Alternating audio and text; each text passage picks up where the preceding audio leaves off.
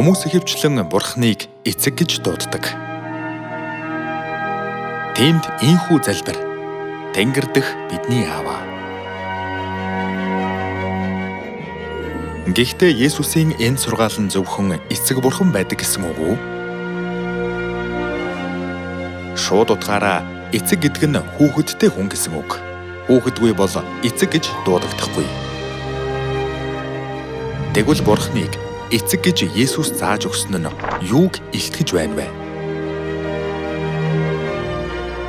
Энэ нь Бурханд хүүхэд байдаг гэсэн утгатай юм.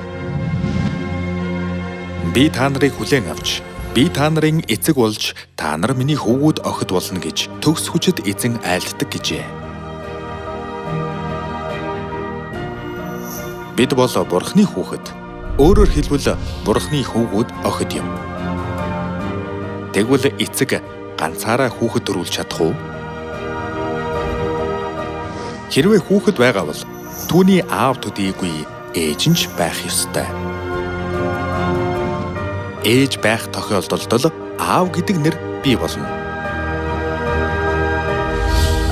Тэгэхээр эцэг бурхан гэдэг нэр хэний оршин тогтнолыг харуулж байна вэ?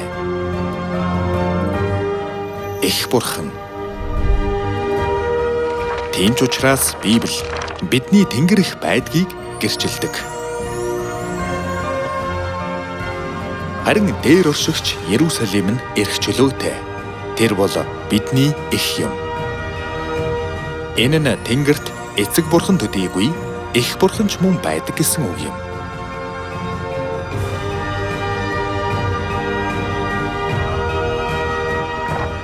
Тиймээс бид Библиэд заасны дагуу зөвхөн эцэг бурханд төдийгүй эх бурханд ч мөн итгэх ёстой.